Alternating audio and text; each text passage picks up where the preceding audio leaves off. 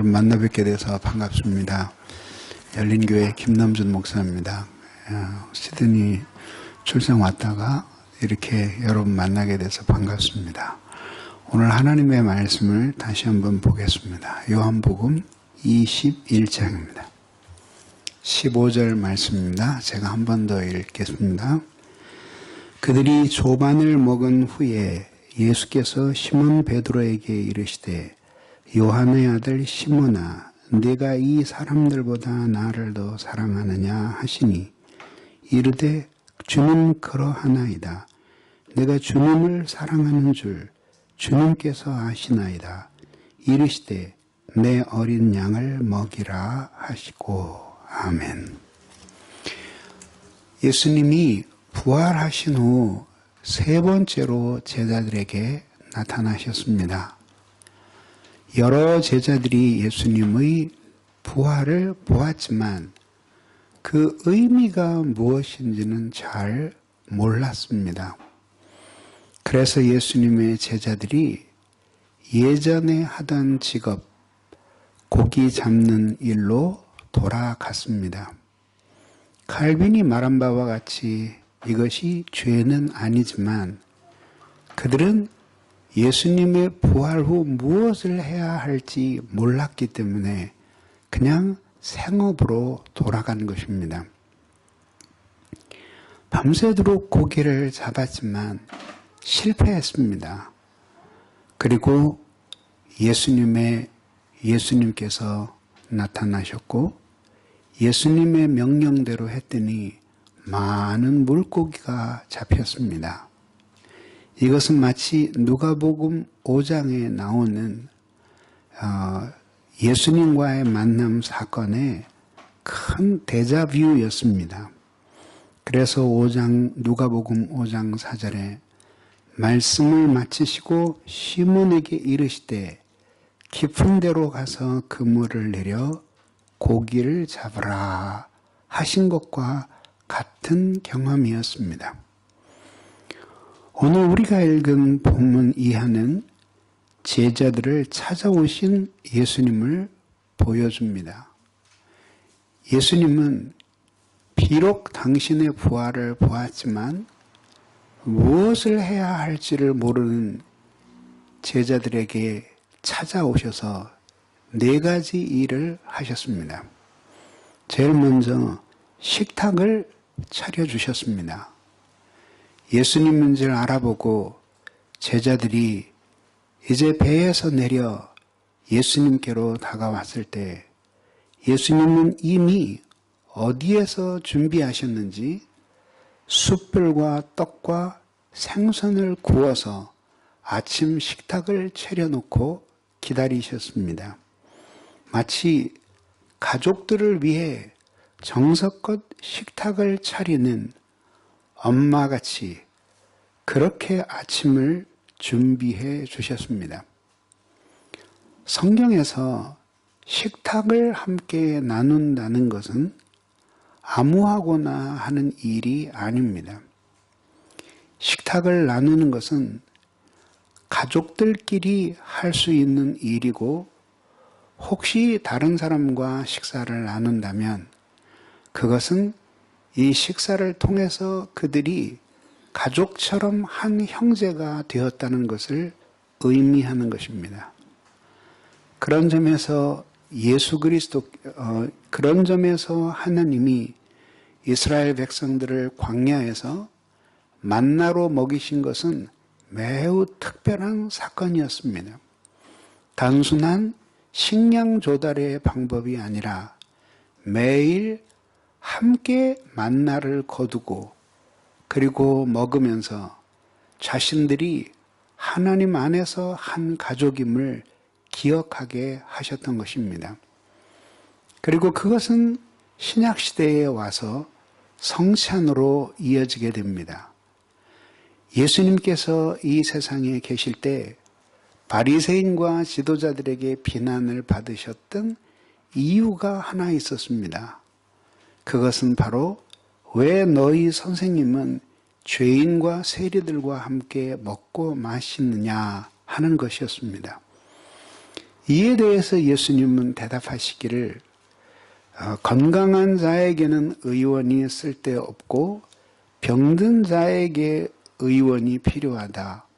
나는 죄인을 불러 회개하게 하기 위해 왔노라고 말씀하셨습니다. 다시 말해서 죄인이라는 이유 때문에 사람들이 그들을 거절하고 멀리했지만 예수님은 그들을 당신의 가족이라고 생각하고 함께 식탁을 나누며 그들을 당신의 가족으로 대해 주시며 사랑해 주셨고 그것은 바로 죄인을 불러 회개하여 하나님 앞에 인도하기 위함이었음을 보여주는 것입니다. 실패한 제자들을 예수님께서는 당신의 가족으로 대해 주셨습니다. 그리고 그들에게 아침 식탁을 준비하셨습니다. 예수 그리스도를 모른다고 부인하고 또 예수보다는 목숨을 사랑하여 도망간 이 사람들을 가족처럼 여기며 식탁을 준비하셨습니다. 신앙은 하나님의 선하심을 믿는 것입니다. 어떤 이해할 수 없는 상황 속에서도 하나님이 자기를 사랑하신다는 것과 그리고 하나님을 의지하며 사는 자신의 인생에 어떠한 나쁜 일도 결국은 없을 것이라는 사실을 믿는 것입니다. 그 신실하신 하나님이 어떤 경우에도 나를 버리지 아니하시고 지키실 것을 믿는 그 믿음이 바로 신앙의 핵심입니다. 예수 그리스도께서는 제자들에게 식탁을 차리셨습니다.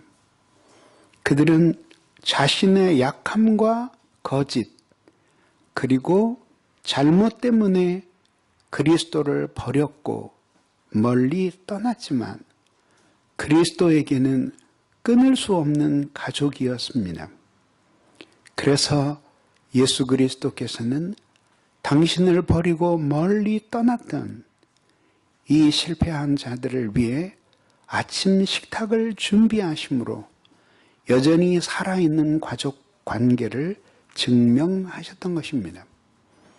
그러므로 오늘도 이렇게 여러분들을 가족으로 대하시는 하나님의 사랑으로 돌아와 그리스도 안에서 살게 되기를 예수님의 이름으로 축원합니다. 두 번째는 이름을 부르셨습니다. 예수님께서는 베드로를 지칭하여 요한의 아들 시몬아라고 부르셨습니다. 이것은 당시 매우 흔한 이름이었습니다. 요한은 원래 히브리어인데 야훼 하난이라는 명사와 동사가 합쳐진 것입니다. 하나님이 은혜를 베푸신다 라고 하는 뜻입니다. 이 바요나 시몬이라는 이름은 사실 예수님이 버리게 하신 이름이었습니다. 가이사라 빌립보에서 주는 그리스도시요 살아계신 하나님의 아들이십니다 라는 불후의 아름다운 고백을 남겼을 때 예수님은 이제 내 이름을 바요나 시몬이라 하지 말고 베드로라고 하였습니다. 여기에서 요나는 히브리식으로 읽은 것이고 바르는 아람어로 아들이라는 뜻입니다. 그러니 바요나는 곧 요한의 아들이라는 뜻입니다. 이렇게 예수님이 버리신 이름을 왜 다시 불러주고 계신 것일까요? 어떻게 해서 그 이름이 예수님에게 친근한 이름처럼 불리울 수 있을까요? 마태복음 16장 17절에서 성경은 말합니다. 예수께서 대답하여 이르시되 바요나 시몬아 네가 복이 있도다. 이를 알게 한 이는 혈육이 아니요 하늘에 계신 내 아버지시니라. 그러면서 베드로라는 이름을 지어주셨으니 베드로는 반석이라는 뜻이었고 바로 미래의 교회가 이렇게 이 위대한 신앙의 고백의 터 위에 세워질 것을 보여주는 것입니다. 이러한 위대한 신앙의 고백을 남겼던 베드로에게 예수님은 그 이름을 밀쳐버리고 옛날 자연인의 이름 바요나 시모나라고 부르십니다. 만약 예수님이 이때의 베드로를 베드로야라고 불렀으면 베드로는 얼마나 낙심했겠습니까? 그는 예수님을 3번이나 모른다고 부인하고 마지막으로는 저주하면서까지 부인하여 예수님을 버렸습니다. 죽는 데까지 따라가겠노라고 하는 자기 자신과의 약속도 버렸고 예수님과의 약속도 저버렸습니다. 그리고 그는 목숨이 두려워 예수 그리스도를 멀찍이 따라가다가 결국은 버렸습니다. 그런 사람에게 베드로라고 부르는 것은 큰 믿음이여라고 부른 것이었으니 베드로가 어찌 얼굴을 들 수 있었겠습니까? 주님은 이렇게 실패한 기억으로 마음이 찢어지고 양심의 가책을 받고 있는 베드로에게 맨 처음 그를 만나주셨던 바요나 시몬이라는 이름을 부르셨습니다. 결국 이것은 어떠한 상황에서든지 있는 모습 그대로 우리를 받아주시는 예수 그리스도를 보여주는 것입니다. 이 세상에 호락호락하게 우리의 모든 것을 받아줄 사람은 없습니다. 그리고 우리는 모든 사람 앞에 각기 의무를 지고 있고 그 의무를 행한 것만큼만 사람들이 우리를 받아줍니다. 심하면 자신들에게 이용 가치가 끝났을 때 더 이상 사람들은 상대해주지 않습니다. 만나서 기분 좋고 이익이 되고 유익한 사람을 만나려고 하지 끊임없이 자신의 에너지를 뺏고 고통을 주는 사람을 만나고 싶은 인간이 이 세상에 어디에 있겠습니까? 그러나 단 하나의 예외가 있습니다. 그것은 우리의 고달픈 인생길에서 언제든지 이름을 부를 수 있는 엄마라는 이름입니다. 어떠한 처지에 있든지 엄마는 우리가 주는 이익이나 그리고 유익 때문에 우리를 바라는 것이 아니라 우리를 존재 그 자체로 원하는 거의 유일한 사람입니다. 바로 그렇게 예수 그리스도는 바로 이 베드로가 위대한 신앙의 고백을 남겼을 때나 그리고 신앙의 고백을 배신하고 주님을 버렸을 때나 그리고 예수를 3번이나 모른다고 부인했을 때나 지금 갈릴리 바닷가에서 다시 만났을 때나 변함없이 있는 모습을 그대로 받아주시는 예수 그리스도이십니다. 어떠한 처지에 우리가 있든지 우리의 존재 그 자체가 그분의 마음의 그리움이 된 사람들이 우리입니다. 예수님께서는 이 베드로가 그렇게 죽는 데까지 당신을 따라오겠노라고 장담하였으나 그러나 예수님은 그가 자신을 배신할 것을 아셨습니다. 그러나 예수 그리스도께서는 베드로가 자신을 배신할 것을 알았기 때문에 그를 덜 사랑하거나 심지어 그를 미워하거나 그를 정죄하는 일 따위는 전혀 없었습니다. 오히려 예수님께서는 베드로의 배신을 예고하시면서까지 당신의 사랑이 계속될 것을 가르치셨고 오히려 그렇게 실패했음에도 불구하고 그에게 사명을 주실 것을 예고하였습니다. 누가복음 22장 31절에서 성경은 이렇게 말합니다. 시므나 시므나 사단이 너를 밀가 부르듯 너를 청구하였다. 그러나 내가 너를 위하여 네 믿음이 떨어지지 않기를 기도하였느니 너는 돌이킨 후에 내 형제를 굳게 하라는 것이었습니다. 우리가 상상하는 복음의 스토리는 이렇습니다. 한 명의 제자는 결국 자살하여 인생을 끝냈지만 나머지 11 제자가 있습니다. 그 중에 10명은 예수님을 버리고 도망가거나 예수님을 부인하거나 비겁하게 그들에 의해 회유당했으나 딱 한 사람이 온몸이 피투성이가 된 채 죽지는 않고 자신의 신앙 고백을 끝까지 순결하게 지키다가 마지막으로 그 사람이 예수님께 뽑혀서 이후에 전개될 교회 시대에 우두머리로 임명을 받는 것입니다.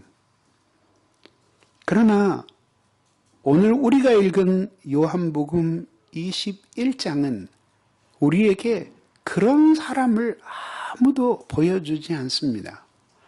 사실 요한복음은 20장으로 끝나는 책입니다. 그리고 21장은 부록으로 붙어 있습니다. 21장을 뜯어내도 요한복음이 성립하는 데는 조금도 모자란 것이 없습니다. 그리고 요한은 실제로 20장 마지막 절을 요한복음을 끝내는 것처럼 묘사함으로써 마무리하였습니다. 그런데 21장이 부록처럼 달려 있습니다. 만약에 이 21장이 없다면 우리는 큰 혼란에 직면했을 것입니다. 왜냐하면 요한복음 20장은 요한복음의 마지막 장인 동시에 네 복음서의 끝장입니다. 거기를 기준으로 볼 때 예수님이 임명하셨던 제자들, 사도라고 부르는 사람들은 한결같이 예수를 팔아먹거나 혹은 예수님을 모른다고 부인하거나 혹은 예수가 잡히실 때에 자기 목숨을 예수보다 사랑해서 도망쳤던 어떻게 보면은 배신자들이었는데 사도행전 1장에서는 그들이 지도자로 등장합니다. 설교합니다.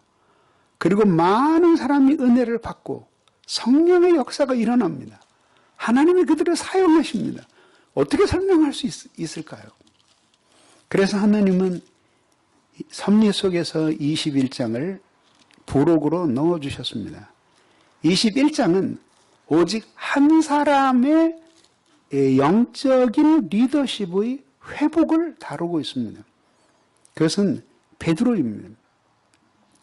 그리고 이 베드로는 자기 개인으로서가 아니라 제자들 모두를 대표하는 하나의 당사자로서 이 리더십의 회복을 경험함으로 사도행전 이후에 나오는 다른 모든 실패한 사도들의 등장도 합리화시켜주는 역할을 하고 있습니다. 하나님은 이렇게 위대한 영웅이 아닌 연약하기 짝이 없는 자들을 불러서 당신을 섬기게 하심으로 영광을 받으십니다. 하나님은 늘 성공한 사람이 아니라 실패한 자를 불러 당신을 섬기게 하심으로써 오히려 당신이 더 큰 기쁨을 얻으시는 것입니다. 만약에 베드로 한 사람이 그렇게 실패를 모르는 인생을 살아서 단 한 사람 그 눈같이 순결한 신앙과 정절로 예루살렘 교회의 지도자가 되었다면 우리와 무슨 상관이 있겠습니까? 아마 우리가 가까이 하기에는 너무나 먼 하늘에 속한 사람으로 우리가 바라보기만 할 뿐일 것입니다. 왜냐하면 우리는 그런 사람이 못되기 때문입니다. 그러나 하나님께서는 이렇게 결국은 모두 실패한 사람들을 다시 당신이 직접 찾아오셔서 당신의 손으로 회복시켜 주시고 그리고 그 실패 속에서 좌절하며 짓밟힐 사람들을 다시 회복시켜서 위대한 영적인 지도자들로 세워지게 하셨으니 우리는 그렇게 사람을 사용하시는 방식 하나만으로도 은혜를 받는 것입니다.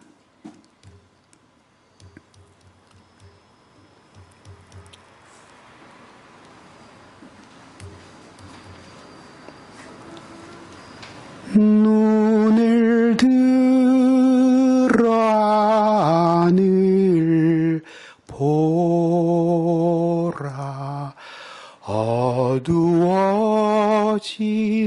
세상 중에 외치는 자만 건마는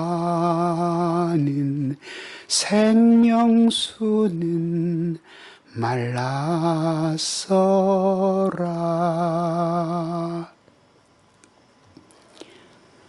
약한 자를 부르시어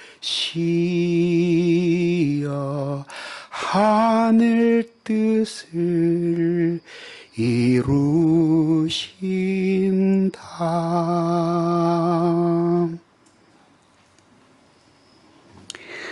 성경에 보면 하나님을 전심으로 사랑했던 위대한 인물들이 있습니다. 구약에서 아브라함 같은 사람, 그리고 모세나 혹은 다윗 같았던 사람들, 신약에서 세례 요한이나 바울이나 또 사도 요한이나 이런 사람들 말입니다. 이들의 공통점은 하나님을 전심으로 사랑한 것인데 그들이 하나님을 사랑하게 된 것은 용서를 경험함으로 하나님을 사랑하게 된 것입니다. 그래서 용서받은 모든 사람들은 그 용서를 통해서 하나님의 깊은 사랑을 경험합니다. 하나님의 복은 크게 두 가지가 있는데 섭리적인 복과 신령한 복이에요. 섭리적인 복은 내가 투자를 했더니 돈을 벌었다든지 내가 유난히 미모를 가지고 세상에 태어났다든지 금수저 물고 어느 집안에서 출생했다든지 등등등등입니다. 그러나 그것은 우리의 영혼에 직접 주어지는 복은 아닙니다. 신령한 복은 하나님이 영혼에 직접 내리시는 복입니다. 하나님의 사랑을 많이 받았던 모든 사람이 어마어마한 부를 누리거나 아주 꽃길만 걷는 것 같은 인생을 살았거나 귀족의 집안에서 태어난 것은 아닙니다. 그러나 그들은 모두 하나님의 용서를 경험했습니다. 그리고 그것은 그들이 언젠가는 죄인이었다는 사실을 보여주는 것입니다. 그 용서를 통해 경험되는 하나님의 사랑은 신령한 복입니다. 영혼 자체에 내려주시는 하나님의 큰 복입니다. 그것은 이 세상에 있는 것으로 대치될 수 없는 복입니다. 왜냐하면 그 신령한 복을 통해서 우리는 이 세상이 이해할 수 없는 놀라운 하나님의 용서와 사랑, 영광과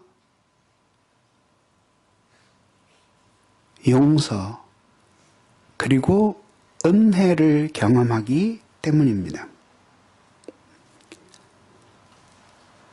베드로는 이름에 어울리지 않게 예수 그리스도를 배신했습니다. 그리고 그분 혼자 십자가에 못 박혀 죽게 하는 대신 자신은 구차한 목숨을 구했습니다. 그는 모든 사도들 가운데 가장 실패한 자였습니다. 그러나 예수님은 여전히 그의 이름을 부르셨습니다. 요한의 아들 시몬아, 내가 다른 사람들보다 나를 더 사랑하느냐 하고 주님이 물으셨네. 실패했으나 여전히 요한의 아들 시몬의 이름은 그리스도의 마음에 기록되어 있었습니다. 우리는 그분의 이름을 너무나 쉽게 잊어버리고 너무나 쓸모없는 것들과 그분의 이름을 바꾸기도 합니다. 그러나 예수 그리스도의 마음속에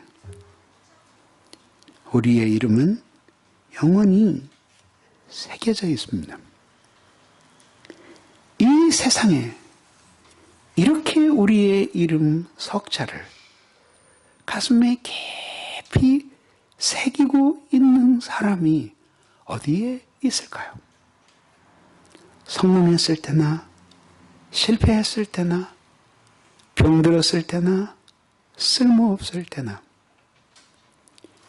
그 이름을 그렇게 기억하는 사람이 어디에 있겠습니까? 예수님은 그렇게 여러분들의 이름을 기억하시니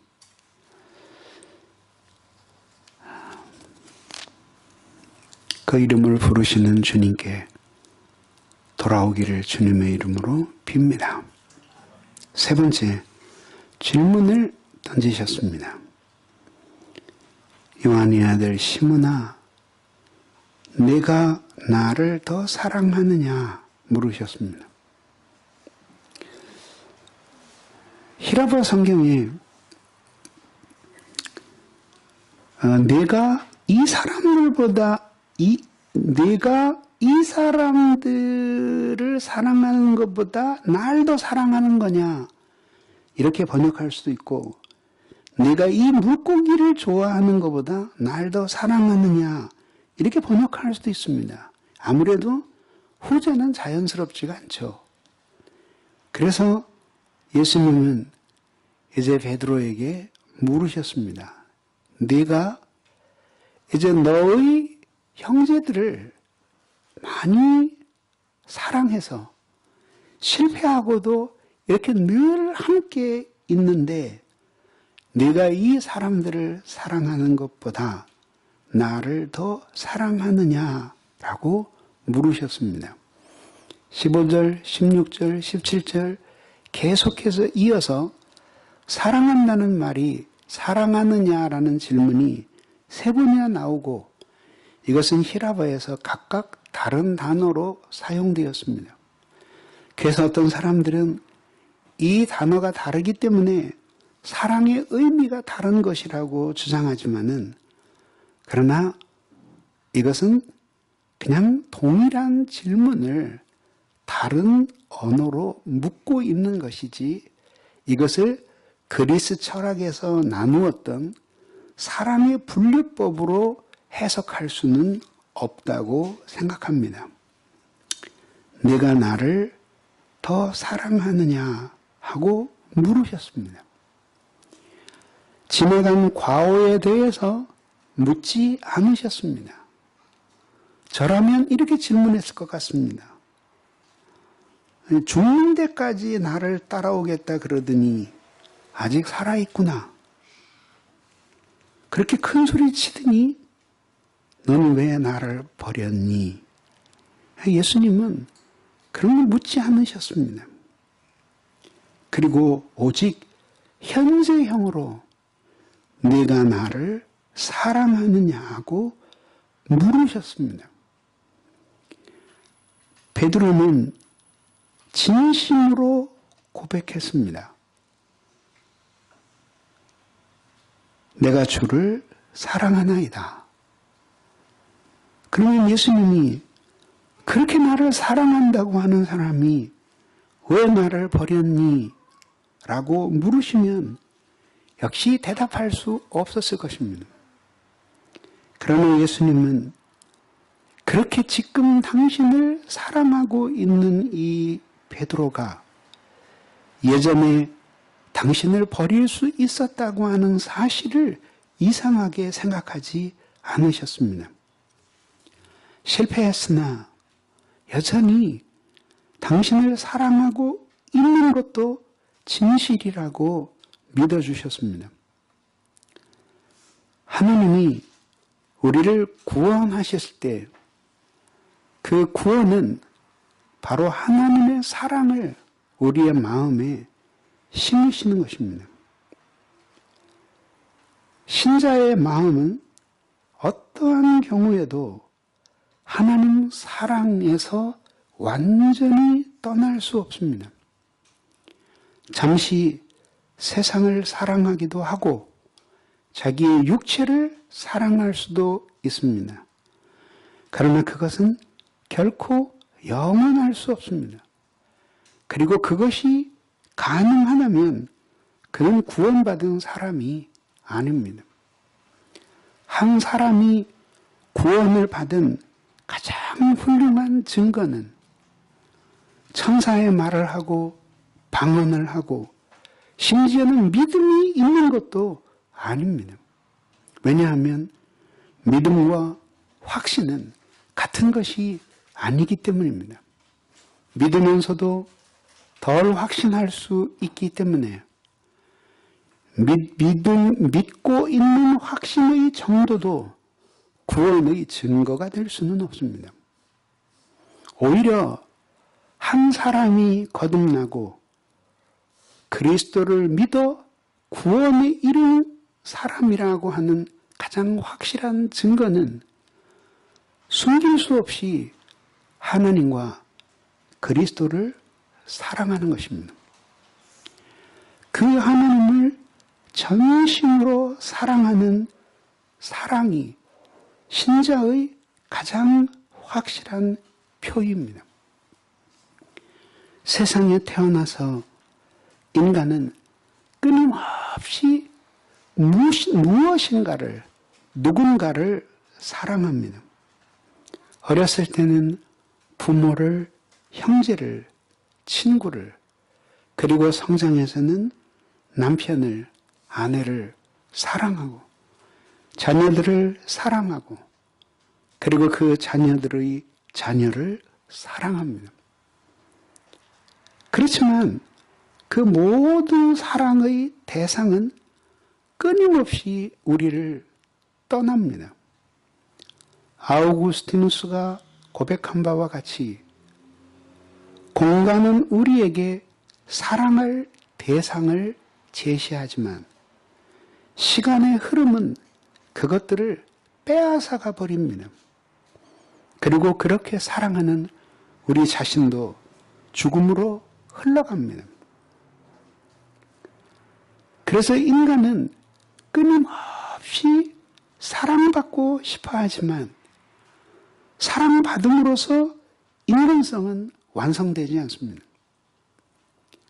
한 인간이 이 세상에 태어나서 헤아릴 수 없이 많은 사람에게 사랑을 받아도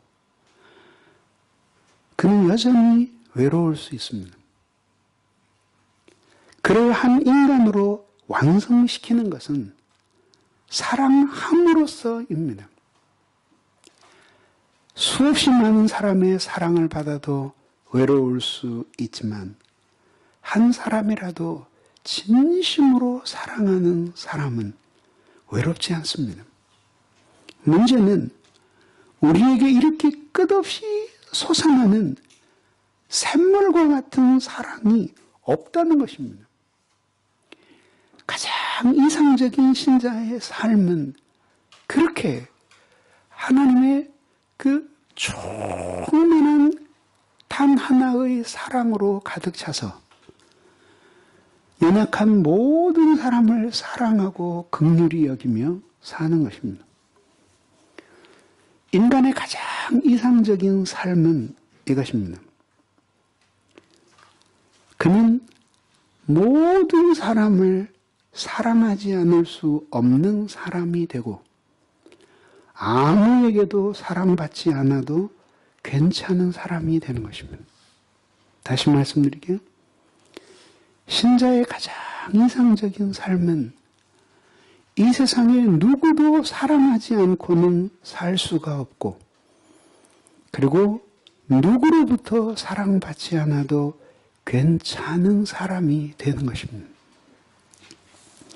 그러기 위해서는 우리는 단 하나의 사랑으로 돌아가야 합니다. 그것은 하나님의 사랑입니다. 인간은 처음부터 이 사랑 안에서 창조되었고 이 사랑 안에서 사회를 이루고 이 사랑 안에서 행복을 누리며 살게끔 만들어졌습니다. 근데 이 사랑을 타락으로 말미암아 잃어버렸습니다.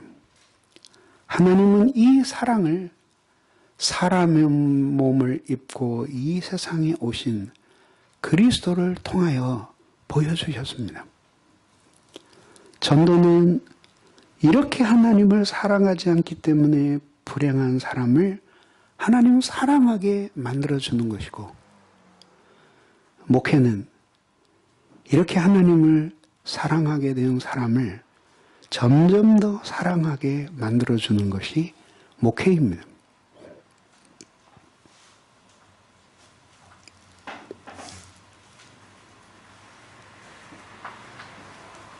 끝없이 솟아나는 샘물 같은 사랑이 우리에게 없기 때문에 주님은 사랑하라고 하셨는데 우리 그걸 할 수가 없는 것입니다.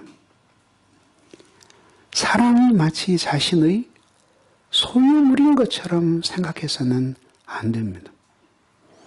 끊임없이 하나님의 은혜가 필요한 것도 이러한 이유 때문입니다.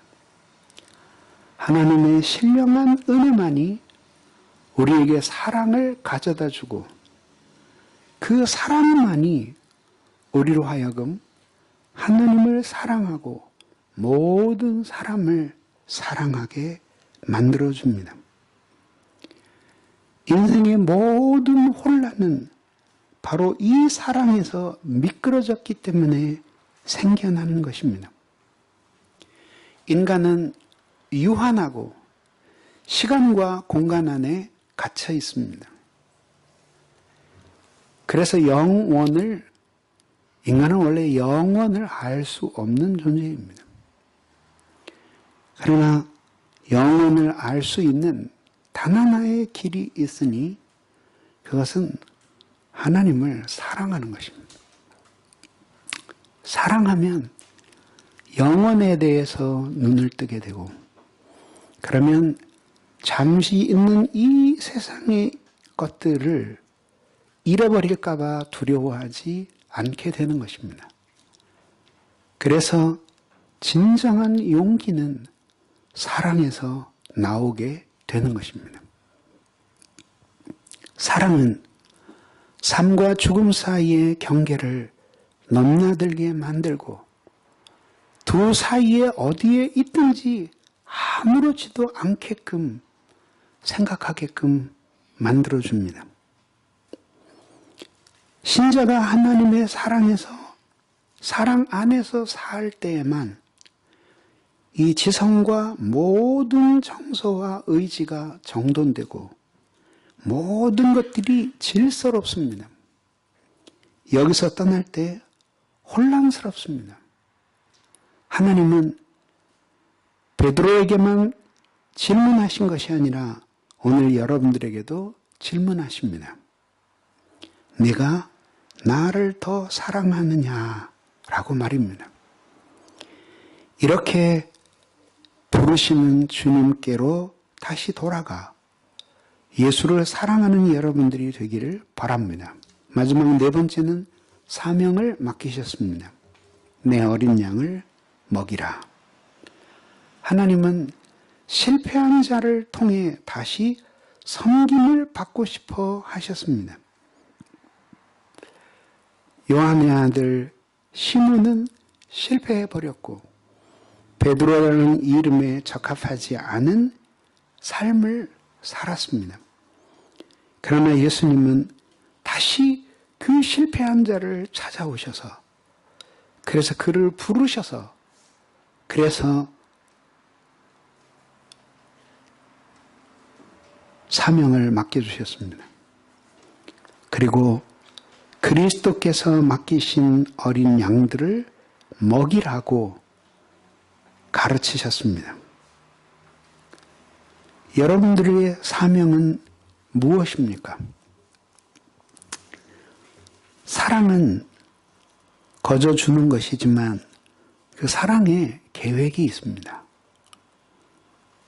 여러분들을 창조하신 것은 쓸모가 있으셔서 창조했습니다. 여러분 전에도 여러분 같은 사람은 없었고 지금도 없고 영원히 없습니다. 그런 점에서 우리 한 사람 한 사람은 지구 위에 남은 단 하나의 희귀종의 마지막 개체입니다. 하나님이 쓰실 일이 있어서 여러분을 만드셨습니다. 여러분들은 무엇을 위해서 구원받았고 하나님이 지금 여러분들에게 맡기신 사명은 무엇인지를 생각하십시오.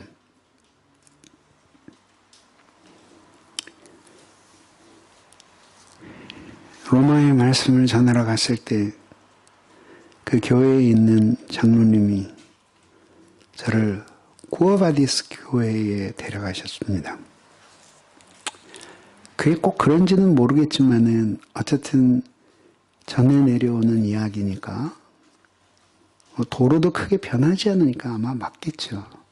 그리고 골목을 보여주면서 여기 이 골목에서 로마의 핍박을 피하여 베드로가 이제 황급히 제자들과 함께 도망갈 때 이제 길을 막아서신 예수님을 만났답니다.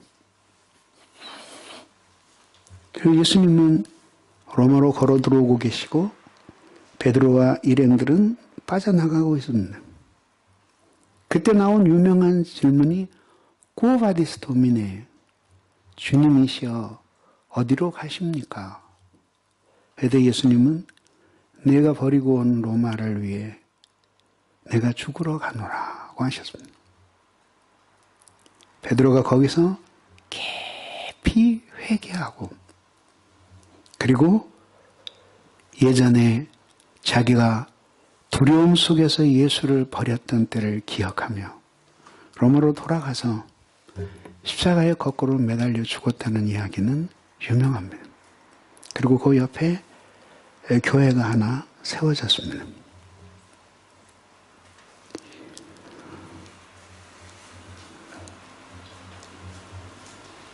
한 번의 실패가 인생의 끝은 아닙니다.